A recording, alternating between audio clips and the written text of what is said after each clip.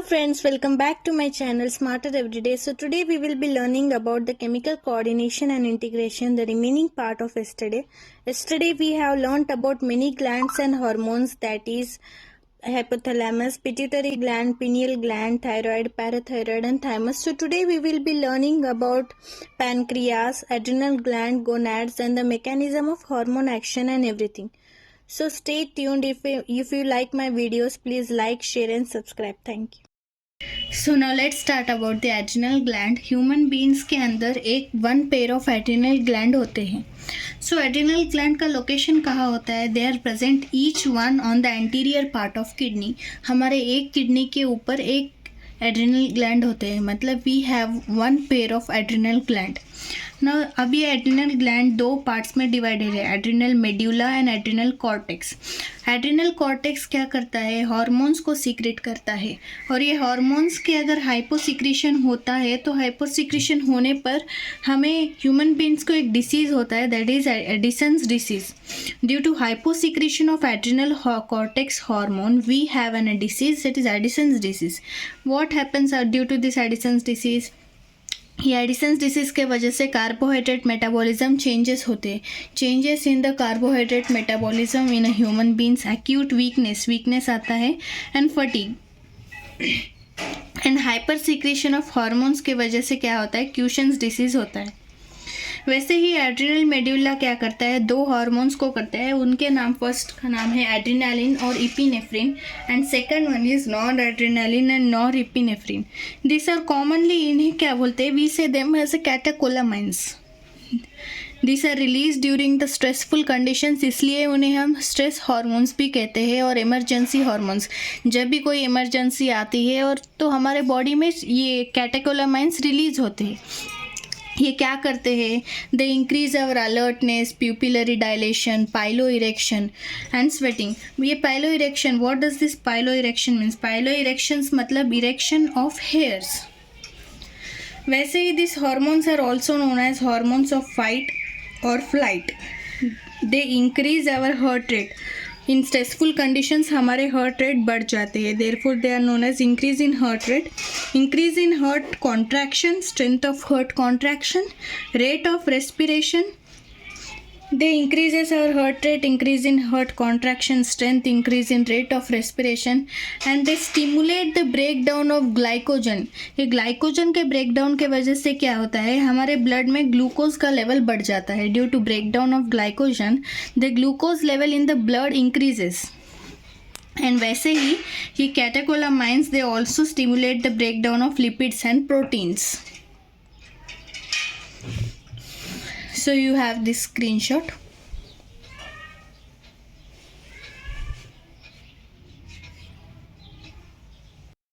Now this adrenal cortex. Adrenal cortex is basically तीन parts में divided होता है. That is zona reticularis is the inner layer, zona fasciculata is the middle layer and zona glomerulosa outer layer है.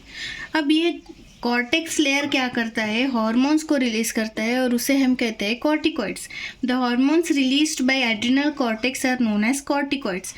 Corticoids हमारे body में दो प्रकार के होते हैं, that is glucocorticoids and mineralocorticoids.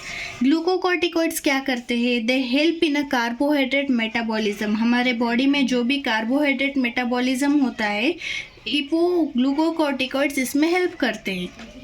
The main glucocorticoid is cortisol. हमारे body में मेन ग्लूकोकॉर्टिकॉइड इज कॉर्टिसोल. ये कॉर्टिसोल क्या करता है? It produce anti inflammatory reaction. हमारे बॉडी में एंटी इन्फ्लामेटरी रिएक्शन को प्रोड्यूस करता है. उसके वजह से it suppresses the immune response in our body. Anti inflammatory reaction produce करने के वजह से हमारे बॉडी में जो भी इम्यून रिस्पॉन्स होता है उसे सप्रेस कर देता है. वैसे ही it also helps in a stimulation of RBC production. Cortisol also helps in a stimulation of RBC production. Likewise, cortisols have many other functions like gluconeogenesis, lipolysis, proteolysis, and it also maintains the cardiovascular system and kidney functions. What does gluconeogenesis? Genesis मतलब formation. Gluconeogenesis मतलब कोई दूसरे product से glycogen का formation करना, that is known as gluconeogenesis. Lipolysis, lysis मतलब breakdown of lipids is known as lipolysis. Proteolysis, breakdown of protein is known as proteolysis. Like this. So cortisol के क्या क्या फंक्शन हैं? It helps in a carbohydrate metabolism. It produces anti-inflammatory reactions. These two functions are very important. That is, it produces the anti-inflammatory reaction and suppresses the immune response. It stimulates the RBC production, and like gluconeogenesis, lipolysis, proteolysis, cardiovascular system functions and kidney functions. Now let's see about mineralocorticoids. ये mineralocorticoids क्या करते हैं? Mineralocorticoids हमारे body में water और electrolyte balance को regulate करते हैं. हमारे बॉडी में के जो भी वाटर एंड इलेक्ट्रोलाइट बैलेंस होते हैं उन्हें मिनरलोकॉर्टिकॉइड रेगुलेट करते हैं. Main mineralocorticoid in our body is aldosterone. Now this aldosterone acts on the renal tubule. हमारे बॉडी में किडनीज में जो भी रीनल ट्यूब्यूल्स होते हैं उन पर अल्डोस्टेरॉन एक्ट करता है. एंड क्या करता है? It stimulates the reabsorption of sodium and water and excretion of potassium and phosphate ions. ये क्या करता है अल्डोस्टेरॉन? हमारे बॉडी में से जो भी यूरिन पास होता है, यूरिन फॉर्मेशन होता है, तब रीनल ट्यूब्यूल्स में से सोडियम का और वाटर का रीअब्जॉर्प्शन करता है and excretion of potassium and phosphate ions. Right. अब इसके वजह से क्या होता है? हमारे बॉडी में इलेक्ट्रोलाइट बैलेंस बनता है, बॉडी फ्लूइड वॉल्यूम मेंटेन रहता है, osmotic pressure will be maintained and blood pressure will also be maintained. So this is about adrenal cortex. Now let's study about another gland, interesting gland, that is pancreas. Pancreas हमारे body में act as a composite gland. Composite gland मतलब they have two characters. Composite both, addition of two, दोनों है. Like it contains endocrine also and as well as exocrine also. Endocrine part में क्या होता है? इसमें एंडोक्राइन पार्ट में we have islets of Langerhans. In the endocrine part of pancreas, we have islets of Langerhans and they are nearly 1 to 2 million islets of Langerhans. ये islets of Langerhans में 2 cells रहते हैं, alpha cells and beta cells. ये alpha cells produce glucagon and beta cells produce insulin. These both together maintains the glucose homeostasis. Glucose homeostasis. Now see, alpha cells क्या produce करते हैं? Glucagon को produce करते हैं. तो ये ग्लूकागॉन क्या करता है? लीवर सेल्स यानी हेपेटोसाइट्स पर एक्ट करता है and it produce the glycogenolysis. Glycogenolysis मतलब हमारे ब्लड शुगर में जितना भी ग्लाइकोजन है उसे ब्रेक करके ग्लूकोज में फॉर्म करते. सी, ग्लाइकोजेनोलाइसिस,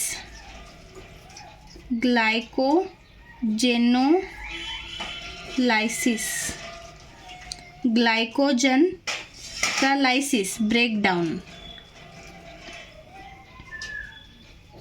ग्लाइकोजन का ब्रेकडाउन होने के बाद it converts into glucose. So it occurs the glycogenolysis in our body.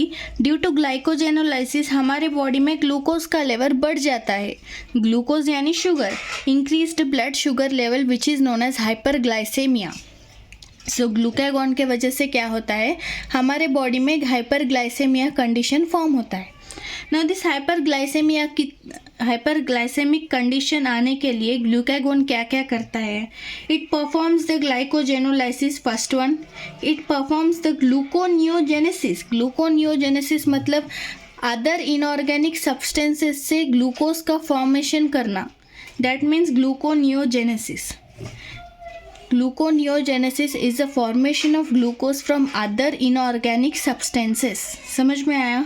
And second is a reduce the cellular glucose uptake. मतलब सेल्स को भी ग्लूकोज लेने की अनुमति नहीं देता है. It prevents the cells from taking the glucose. मतलब सेल्स भी प्रॉपरली काम करना छोड़ देंगे. अगर उनको शुगर, ग्लूकोज मिला ही नहीं, एनर्जी मिला ही नहीं, तो सेल्स कहाँ से काम करेंगे? सो हाइपरग्लाइसेमिक कंडीशन आने के लिए ग्लूकागॉन क्या करता है, हेपेटोसाइट्स पर एक्ट करके ग्लाइकोजेनोलाइसिस करता है। उसके वजह से हमारे बॉडी में ब्लड शुगर लेवल बढ़ जाता है। इसके अलावा it also performs gluconeogenesis and reduce cellular glucose Uptake. Now next is beta cells produce and peptide hormone insulin. ये बीटा सेल्स क्या करते हैं, इंसुलिन को प्रोड्यूस करते हैं। ये इंसुलिन क्या करता है, हेपेटोसाइट्स एंड एडिपोसाइट्स पर एक्ट करता है। हेपेटोसाइट्स मतलब लीवर सेल्स एंड एडिपोसाइट्स मतलब एडिपोस टिश्यूज के सेल्स, इन पर एक्ट करता है एंड ग्लाइकोजेनेसिस को प्रमोट करता है। ये ग्लाइकोजेनेसिस क्या है, यहाँ पर हमने पढ़ा था ग्लाइकोजेनोलाइसिस मतलब ग्लाइकोजन का ब्रेकडाउन होकर ग्लूकोज में कन्वर्ट हो रहा था, बट यहाँ पर ग्लाइकोजेनेसिस में क्या हो रहा है, glucose is converting into glycogen, मतलब हमारे ब्लड में जो भी ग्लूकोज है it is been converted into glycogen. तो उसकी वजह से हमारे ब्लड में जो भी शुगर ग्लूकोज लेवल होता है वो कम हो जाता है। Therefore it promotes the hypoglycaemia condition. So अगर हमारे बॉडी में ब्लड शुगर बढ़ जाएगा तो इंसुलिन एक्ट करके उसे मेंटेन कर देगा। अगर वही हमारे ब्लड शुगर में ग्लूकोज कम हो जाएगा तब ग्लूकागॉन आके हाइपरग्लाइसेमिक कंडीशन से मेंटेन कर देगा। Therefore this two hormones maintains the glucose homeostasis. समझ में आया? Now let's discuss about a very common disease that is diabetes mellitus। ये diabetes mellitus होता क्या है, हमारे ब्लड शुगर लेवल में शुगर का लेवल बहुत हाई रहना, प्रोलॉन्ग्ड बहुत दिनों से हमारे ब्लड शुगर लेवल में शुगर का लेवल बहुत हाई रहने से डायबिटीज़ मेलाइटस आता है। हमारे ब्लड में ग्लूकोज का लेवल हाई होने के वजह से यूरिन में से ग्लूकोज का पास हो जाना जाहिर है, तो उसके वजह से loss of glucose in urine, glucose के साथ साथ कीटोन बॉडीज भी यूरिन में से निकलते हैं, तो it is known as ketonuria. Loss of ketone bodies in the urine is known as ketonuria. So how this is treated, the treatment is insulin therapy. तो यहाँ पर क्या हो रहा है, हमारे बॉडी में ग्लूकोज लेवल बढ़ जा रहा है एंड इंसुलिन क्या करता है, it reduces the blood glucose level in our body. तो हम क्या करते हैं, इंसुलिन थेरेपी देते हैं उनको। इंसुलिन क्या करता है, वहाँ पर आके ब्लड शुगर लेवल को कम कर देता है, right. Now let's see the another endocrine gland that is gonads. Testis in males, ये टेस्टिस का लोकेशन कहाँ पर होता है, स्क्रोटल सैक। ह्यूमन मेल्स में स्क्रोटल सैक में टेस्टिस प्रेजेंट होते हैं। ये टेस्टिस क्या करते हैं, it acts mainly as a primary sex organ in the males. Males में testis is a primary sex organ as well as it also acts as N endocrine gland. Endocrine gland के वैसे भी act करता है। सो ये testis में क्या होता है, टेस्टिस इज कंपोज्ड ऑफ, इसमें दो टाइप्स ऑफ सेल्स होते हैं, that is seminiferous tubules and stromal और इंटरस्टिशियल सेल्स। क्या होता है, first one is a seminiferous tubules and second one is a stromal and interstitial cells. ये इंटरस्टिशियल सेल्स को ही क्या बोलते हैं, लाइडिक सेल्स बोलते हैं। ये लाइडिक सेल्स क्या करते हैं, it produces N hormone called androgen. The main androgen hormone, the main is testosterone. Human beings में they produce hormones called androgens and the main androgenic hormone is testosterone. अभी एंड्रोजन क्या करता है, ये ह्यूमंस में development and maturation of accessory sex organs. Accessory sex organs मतलब क्या, primary sex organ को छोड़ के जो भी है, like seminiferous tubules, epididymis, vas deferens, urethra and all, ये सबका डेवलपमेंट एंड मैचुरेशन करने में एंड्रोजन बहुत हेल्पफुल होता है। वैसे ही spermatogenesis that is formation of sperms, androgen also helps in spermatogenesis that is formation of sperms. And ये एंड्रोजन क्या करता है, न्यूरल सिस्टम को इन्फ्लुएंस करता है, न्यूरल सिस्टम को इंटरैक्ट करके it influence the sexual behaviour of males. Androgen neural system से इंटरैक्ट करके सेक्सुअल बिहेवियर ऑफ मेल में इन्फ्लुएंसेस लाता है। Sexual behaviour of male is known as libido. वैसे ही it also helps in a muscular growth, facial and axillary hairs, low pitch of voice and aggressiveness, secondary sexual characters of males, ये सब में androgen is very helpful. So this is about testis. Now let's see about ovary. Ovary. Where is ovary located? Ovary is located in the abdomen region of females. It also acts as a primary sex organs in females and also act as endocrine gland.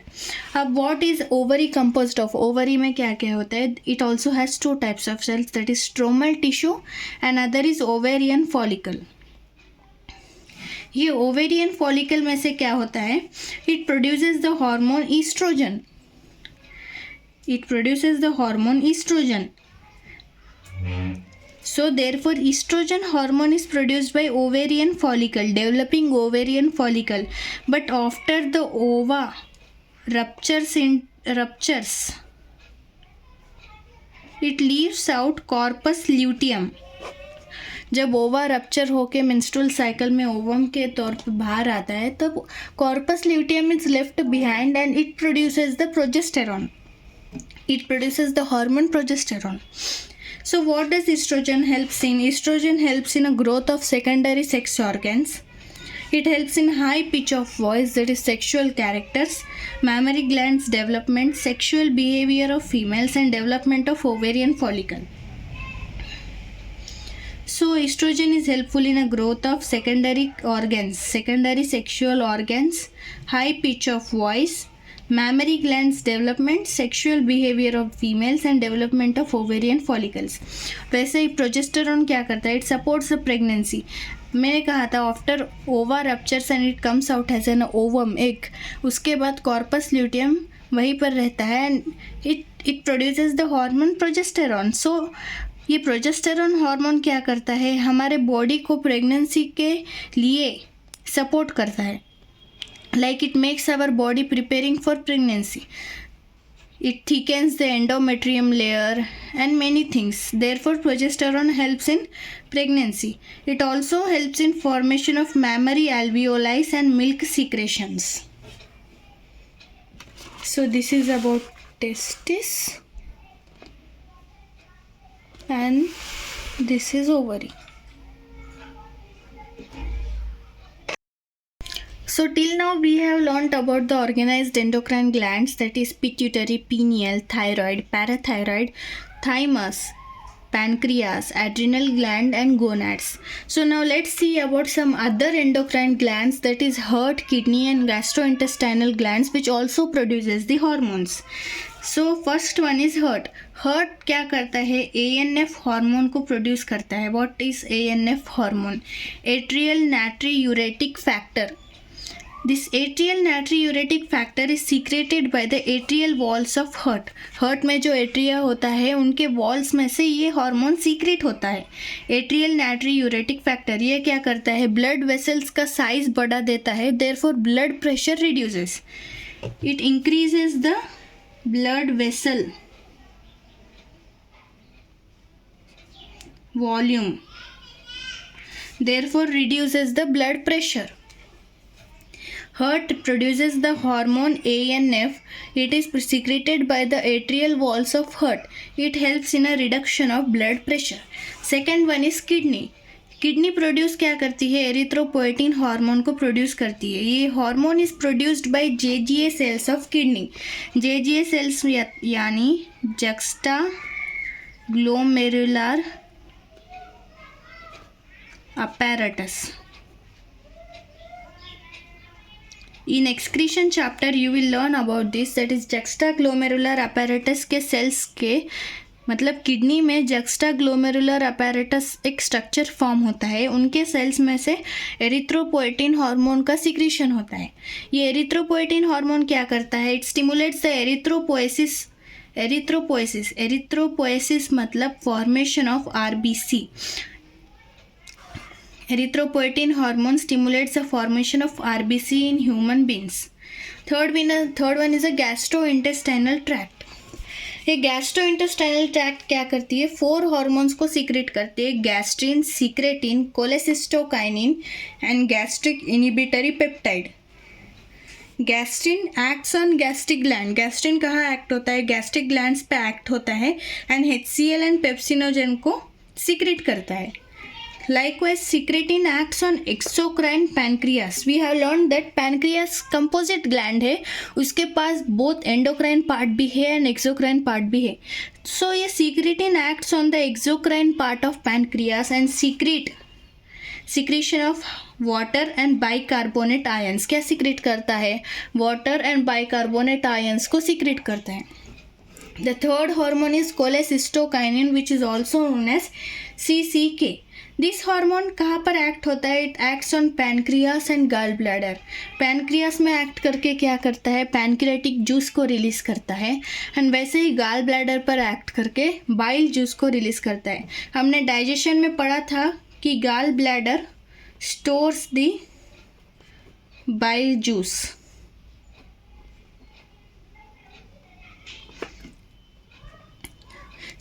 Cholecystokinin pancreas पे act करके pancreatic juice को release करता है and gall bladder पे act करके bile juice को release करता है. वैसे ही गैस्ट्रिक इनहिबिटरी पेप्टाइड क्या करता है? It inhibit the gastric secretions, मतलब गैस्ट्रिक ग्लैंड्स के जो सिक्रीशंस है उन्हें इनहिबिट करता है. So these are about the glands and hormones. Now let's study the hormonal action, how the mechanism of hormone action takes place. So now let's see how hormone action takes place and the mechanism of hormone action. The hormone binds with a special protein. जो hormone होता है वो एक special protein के साथ bind होता है और उस प्रोटीन का नाम होता है हार्मोन रिसेप्टर. ये हार्मोन रिसेप्टर हमारे टारगेट साइट के सेल मेम्ब्रेन पे नहीं तो सेल के अंदर प्रेजेंट होता है. हमारा जहाँ पर भी हार्मोन को जाके एक्ट करने होता है वहाँ पर उसे हम टारगेट साइट कहते हैं और उस साइट पर हार्मोन रिसेप्टर प्रेजेंट होता है. अब हार्मोन जाके उस हार्मोन रिसेप्टर के साथ बाइंड होता है.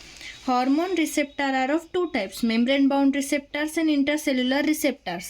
Membrane bound receptors कहाँ पर होते हैं? They are present on cell membrane और intracellular receptors are present inside the cell. Now this is the mechanism. Hormone binds to hormone receptor. अब हार्मोन जाके हार्मोन रिसेप्टर के साथ बाइंड होता है और फिर हार्मोन रिसेप्टर कॉम्प्लेक्स बनाता है. ये बनने के बाद it leads to biochemical changes in the target site.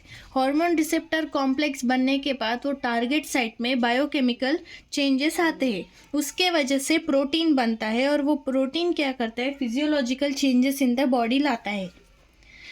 So on the basis of chemical nature पर डिपेंड करके हमारे हॉर्मोन्स 4 टाइप्स के हैं. First one is a peptide hormone, second one is a steroid hormone, third one is iodothyronine and fourth one is amino acid derivative. So peptide hormones कौन कौन से हैं? Examples insulin, glucagon and सारे के सारे pituitary hormones. Insulin, glucagon and pituitary hormones. Steroids यानी lipids कौन कौन से हैं? Cortisol, testosterone and progesterone.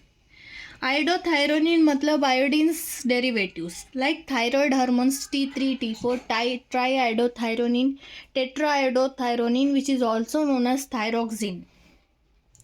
And amino acid derivatives में कौन है? इपिनेफ्रिन. इसमें T3, T4 समझ रहे. This diagram can make you understand very easily the mechanism of hormone action. अब देखिए ये मेम्ब्रेन बाउंड रिसेप्टर का मैकेनिज्म है. मेम्ब्रेन बाउंड रिसेप्टर्स में कौन से हार्मोन्स पार्ट लेते हैं? Peptide hormones. Like now this is a hormone. ये लिपिड बाइलेयर सेल मेम्ब्रेन है. इस सेल मेम्ब्रेन के अंदर रिसेप्टर होता है. ये रिसेप्टर में आके हार्मोन बाइंड होने के बाद जनरेशन ऑफ सेकेंडरी मैसेंजर, एक सेकेंडरी मैसेंजर जनरेट होता है दैट इज साइक्लिक AMP और कैल्शियम आयन. उसके वजह से बायोकेमिकल रिस्पॉन्स होता है सेल मेम्ब्रेन में and it leads to the physiological response in the cell. वैसे ही इंट्रासेल्युलर का mechanism, this is the mechanism of intracellular and intracellular receptors में steroid hormones and iodothyronine hormones part लेते हैं. Now this is the cell membrane lipid bilayer. Now this hormone has to pass this lipid bilayer and enter into the cell. Cell के अंदर आने के बाद, nuclear membrane के अंदर आने के बाद we can see a receptor, यहाँ हार्मोन रिसेप्टर का कॉम्प्लेक्स बन गया। ये कॉम्प्लेक्स से हमें mRNA मिला एंड दिस इज सेल का जीनोम। सेल के जीनोम के साथ mRNA बाइंड होके प्रोटीन बनाता है। ये प्रोटीन क्या करता है, फिजियोलॉजिकल रिस्पॉन्स लाता है। So our chapter is completed.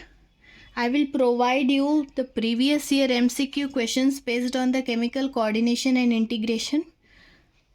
Thank you.